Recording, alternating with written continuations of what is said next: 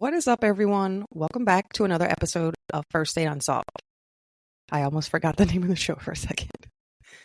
So today is finally the day, drumroll please, that we will be covering the case of Risha Lewis. We're going to be talking about Risha today with the help of our friend Kline, who is the creator of pages like Unsolved and Missing Black People. Risha's case is actually the reason that Kline started the Missing Black People page to begin with. If you follow Missing Black People, you know Risha's story. And a lot of you also may know Risha's story just from being in the Delaware, especially northern Delaware, up top, as they call it, or, Elkton areas. But I do still feel that Risha's story should be told as much as possible to reach as many people as possible. So if you know the story already, you feel free to skip this, or, you can listen, because let me tell you, Kline is going to drop some bombs on us that you guys aren't prepared for. He has had the opportunity to talk to multiple individuals, like Risha's family members and friends, people in Elkton, people close to Risha. He's interviewed or spoke with quite a few people about this case, and we're going to get to hear from him in a moment. But I do want to break down facts before we get into what he has to say. Risha Alina Lewis was born on August 9th, 1979 in the state of New Jersey. Risha would go on to attend, and I'm pretty sure she graduated from William Penn High School in Newcastle, Delaware. On January 20th, 2006, Risha left her home at 467 Morehouse Drive in the Dunleith neighborhood in Newcastle, which is located across from the Wilmington DMV on Route 13. According to sources, Risha was traveling to Elkton to meet a friend in the 200 block of West Pulaski Highway. At 1:30 a.m. on the 21st of January, Risha called home to let someone know that she was headed back to Newcastle, but had to stop in Newark first. Elkton, Newark, and Newcastle are all just a hop, skip, and a jump away from each other, if you weren't aware. I do not know why she needed to stop in Newark. I don't think she mentioned her reasoning, but we do know that is what she said, and we do know that she never made it there.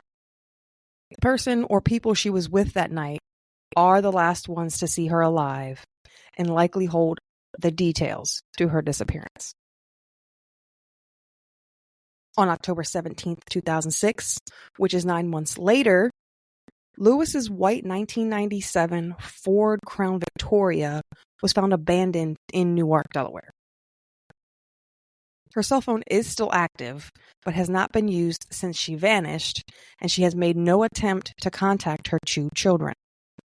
I think the family is maybe keeping the phone on, hoping that one day some activity will ping. I don't know if that's the term, but I think they're hoping that maybe she'll call or someone will call, that there'll be activity that they can use to find her.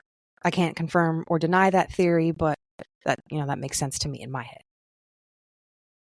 At the time of her disappearance, the 26-year-old Risha Lewis was described as being an African-American female with black hair and brown eyes.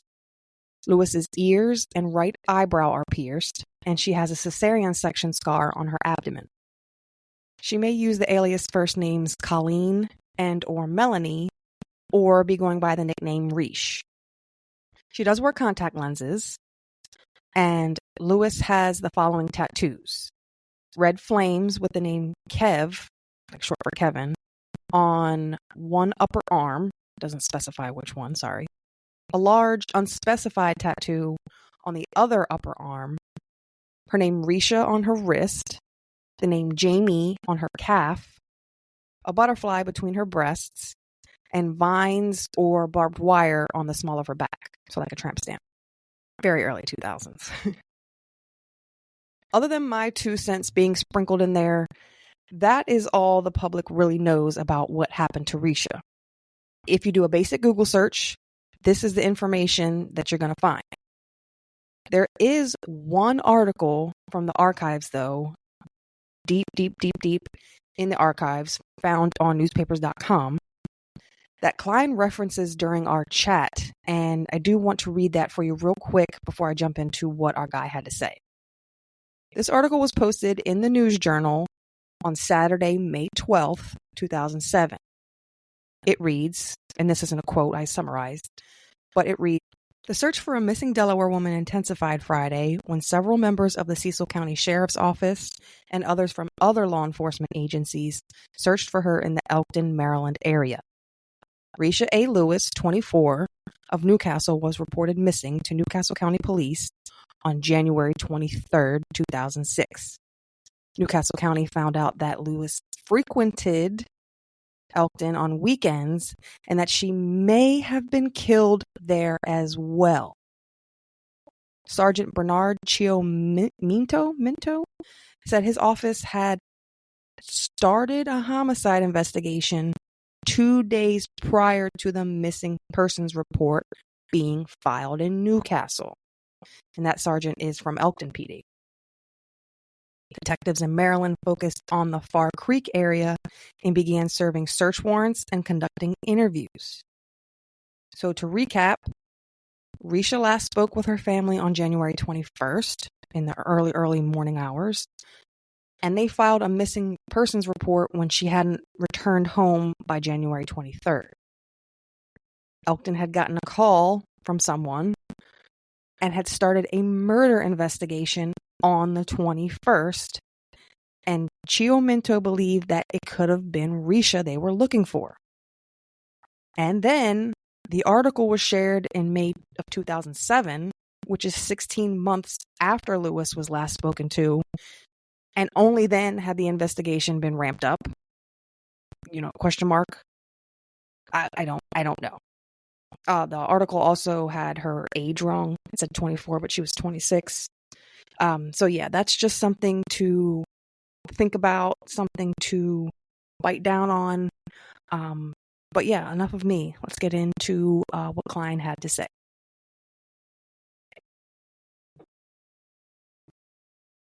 Yeah. So okay. I know you mentioned you wanted to talk about Risha at some point. I didn't know if you wanted to do that today or if you wanted to focus on your brothers today. It's up to you. You know what? No, let's focus on Risha. Okay.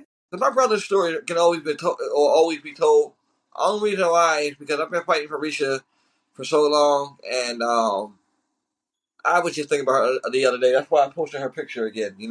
Her family is kind of like scared. I think scared to really speak up.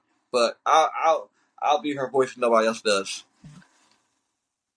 Yeah, I know she's the reason you started the Missing Black People page, right? Yeah, she is the reason. Yeah.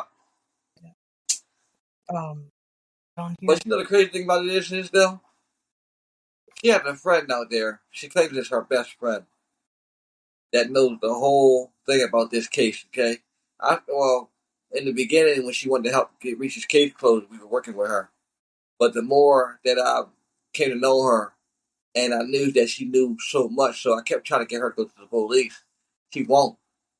She talked about how she's scared and all that. Now, if you call this girl your best friend, it's been 19 years and you've been living your life, you haven't said anything, that's a problem. So I cut her off. I don't fool with her at all no more. And I hope she hears this podcast. So I was going to ask, she was going to, the one article I read said she would visit Elkton most weekends. So she was just going to go visit a friend out there? No, she was selling drugs. Oh, okay. This is what I'm saying. This is why I said the real story needs to be told. She was out there selling drugs. I mean, I know a lot of times people they want the right story out there, but you got to tell the truth. You gotta tell the truth, yeah. They try to hide details like that a little bit. They try to protect the victim, but Buried in Elkton, 100%. 100%. 100%. Okay. She was killed the same night she went to Elkton. You hear me? She was tortured and killed. I learned a lot. Okay. I'm here. I'm just taking in what you just said. Yeah, it's a lot with Risha's case. She was definitely out there, dealing drugs, and somebody down there, which I believe that somebody down there actually got jealous, and did something to her. Because if you go on my page today and you see the posts that I put up, those are the original news articles from Risha's story. Now, the first post has her picture and a description where she was last seen. And the second one, it says, police step up, search for woman. They got called for a murder. Now, this is where it ties into where her sister said that they got a call at that motel the same night about somebody being murdered. But when they got there, there wasn't nobody there. And she thinks that was Risha. That's why I think that she was murdered. I mean, honestly, it's just waiting to come out. People in Elkton, you barely can come across anybody that don't anybody else in Maryland that don't know that story. If you live in that Elkton area, you heard that story about Risha. Trust me. Okay, if you go through my post on my page and see some of the time that I posted her, just look at some of the comments and stuff like that. You'll see the comments a lot of times tell a lot of story, tells a lot of the story. You know. Yeah.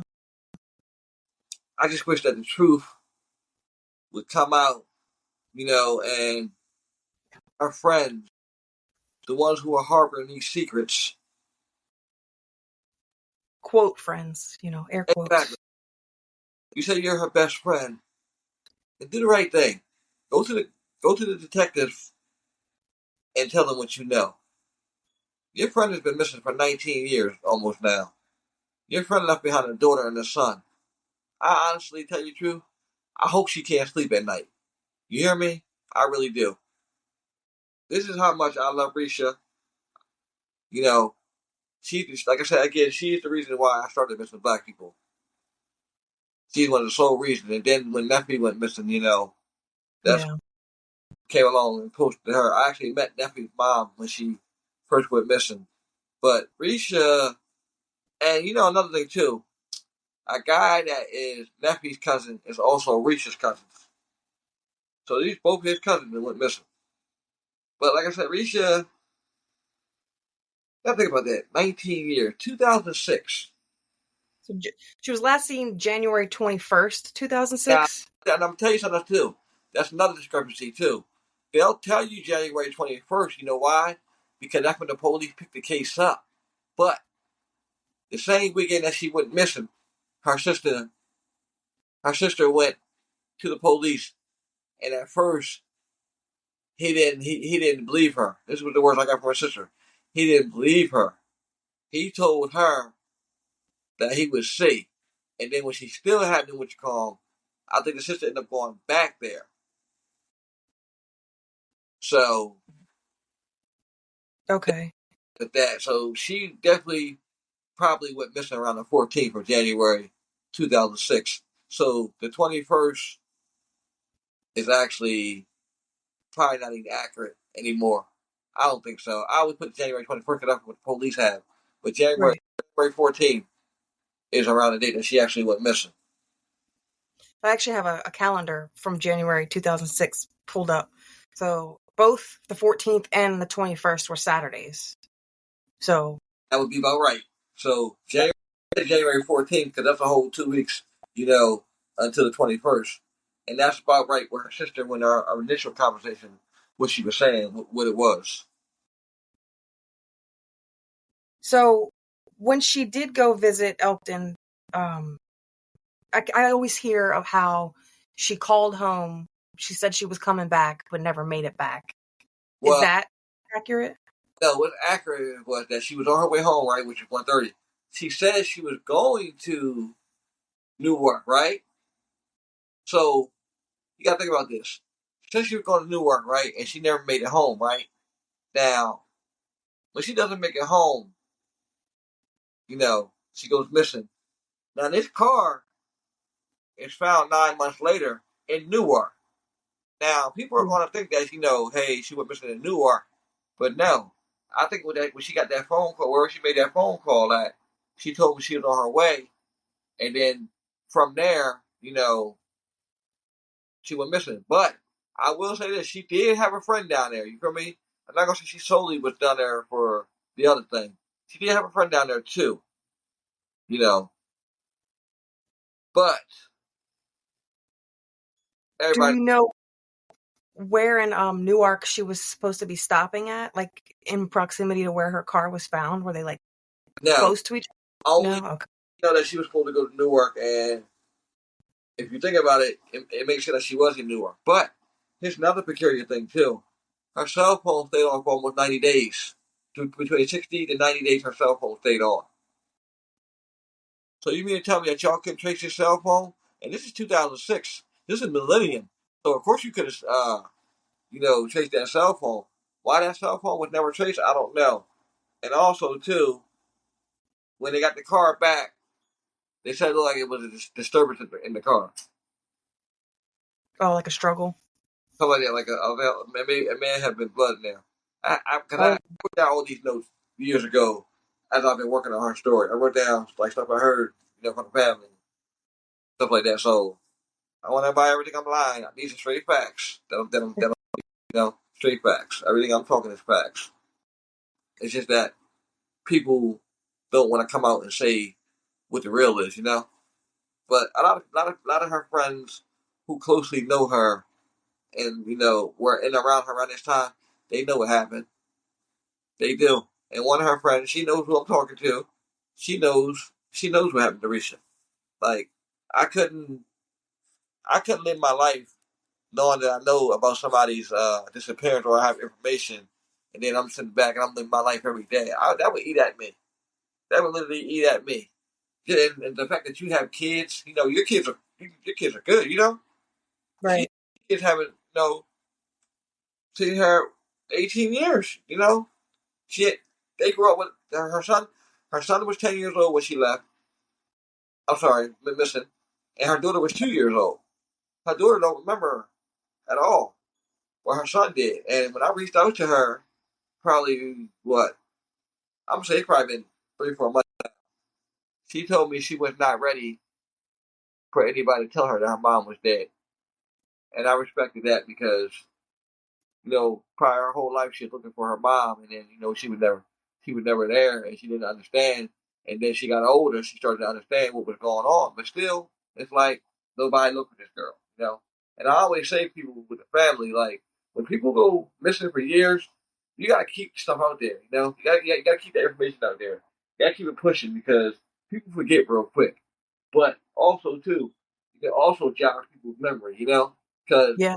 I know people always expect the police to be, you know, the ones that put the information out there and all that. Man, these days, like we see, you got to push that stuff yourself. You got to get out there, and do the search parties and all that. People always tell me I shouldn't tell people to do that or nothing like that. No, listen, if you got really in some of these cities and towns where police will not look for a person, they will not look for that person at all, and that's facts. So, Right. Got to do it ourselves sometimes. yeah, But so that's sad. Her daughter was 2, so she's now what, 20, yes, and she's gone her whole life probably just looking at photos of her mom, knows nothing about her other than what family tells her. yes, Um, and then her son was 10, so he's what, 28 now? He's almost 30. yes. And Also, real quick, mhm. 3 years after Risha went missing, her daughter's father was killed. In a, Oh, wow. it was an unrelated incident, but yeah, years ago he was killed. He's on my page too.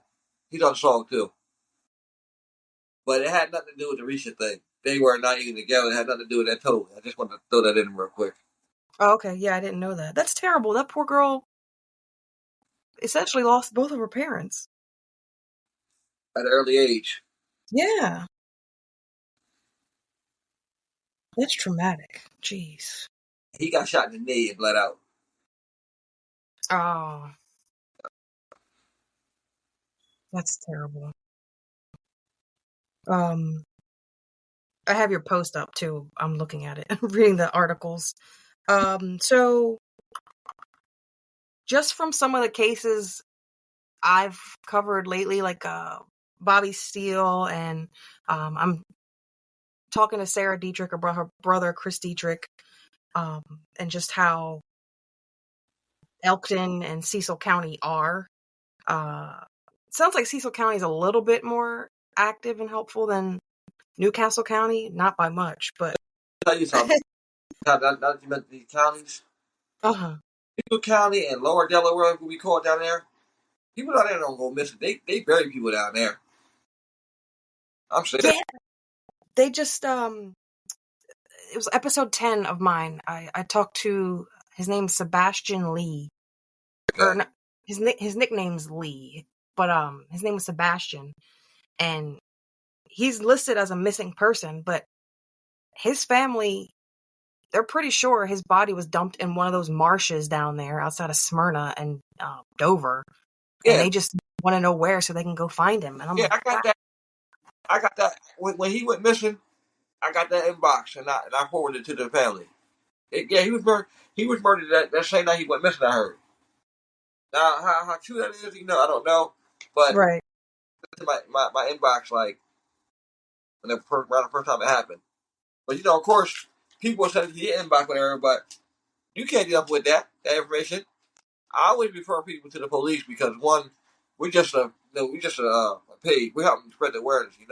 We don't solve the cases or get in the cases. Now, the missing person cases we will, we will investigate. But yeah, a lot of that stuff. Yeah, you know what? I'm glad you mentioned that because I don't think a lot of people realize that we don't. I'm not comfortable sticking my nose where it doesn't belong. I'm not comfortable putting my neck out. I just hate to see that some of these cases go cold, and like Risha, even with as much exposure as you give her and other pages give her, people, like you said, just kind of up and forget. Life gets No, busy. and another thing, killers are probably looking at the page, or somebody about the case looking at the page too. I think about that all the time.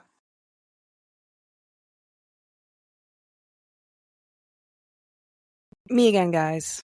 Unfortunately, the rest of Kline's audio cuts off after this point, even though he and I continued to speak for another 15 or so minutes.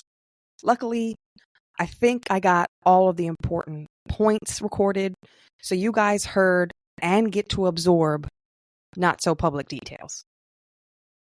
In my opinion, the most important takeaway from what Kline had to say was that there are people who know what happened to Risha, but they refuse to come forward. Even someone who was close to Risha while she was alive isn't saying anything, at least to law enforcement. From what I gather, Far Creek is not the happiest place on earth, and I was able to connect at least 2 other victims we've covered on the show to that area at one point or another. I googled Far Creek, Elkton, Maryland, just like that, no capitals, nothing. Far Creek, Elkton, Maryland, and I kid you not, a photo of Bobby Steele standing next to a river appeared in the upper right-hand corner of my screen. I freaked out a little bit. I'm going to share the screenshot with you so you guys can see what I'm talking about. But that connects Bobby Steele to the area. And Sarah Dietrich also let me know that the couple her brother was staying with, Sue and Bill, their grandson went missing in that area as well. So that's Chris Dietrich, Bobby Steele, and Risha Lewis, all in and around that area. I also stumbled upon a Reddit post during my Google search, and it turns out that people don't only go missing there, but remains, like bodies, are often discovered in that area as well. Like, very often. Far Creek is a rough part of Elkton and is a known area for drug use and also for other crimes. It's, like I said, it's not the happiest place on earth, right? The Reddit post I just mentioned wasn't even related to Risha. It was about another individual, another man whose body had been discovered in Far Creek. And people in the comments were saying, oh, I knew who that was. He was XYZ. He was a nice guy, whatever. And, I'm going through the comments, expanding all of the comments. And what do I see but Risha's name? I'm going to tread lightly here and choose my words wisely. So all that I'm going to say is that this commenter named 2 men specifically. The 2 men are rumored to have been involved with the death of this individual the post was about, as well as involved in Risha's death. The comment specifically says death. These men are well known in the area, and everyone in Elkton might be an exaggeration, but a lot of people in Elkton know these guys and know that they're not, nice guys to mess around with. So while Risha is still listed as an endangered missing person, there's people who, I guess, know she's dead and don't speak out in fear of retaliation. I did this Google search after Kline and I spoke, and when I saw these names, I texted him. He confirmed with me that during his interviews, he heard these names as well, and he's fairly confident that the rumors are true. But again, because there's no evidence and no witnesses to come forward, law enforcement's hands are tied. Kline and I mentioned, you heard us talk, that we're not investigators. We can't solve things. We can just, generate awareness for these cases. It just kind of creeped me the F out that people know who did something to Risha, and they know what they did to her, and nothing can be done. It's just wild to me. Oh man, it's wild. But yeah, guys, that is the case of Risha. Beautiful, beautiful Risha Lewis. Mother of 2. It's so sad that something happened to her, whatever may or may not have happened to her. Feel free to do your own Google search if you'd like. I'm not going to link. I don't know. I have to think about this. I don't know if I'm going to link that Reddit post in the show notes. I'm not quite sure. But yeah, feel free to do your own Google search. And thanks for listening, guys. If you thought nothing ever happened here, and if you thought nothing ever happened in Elkton, you thought wrong.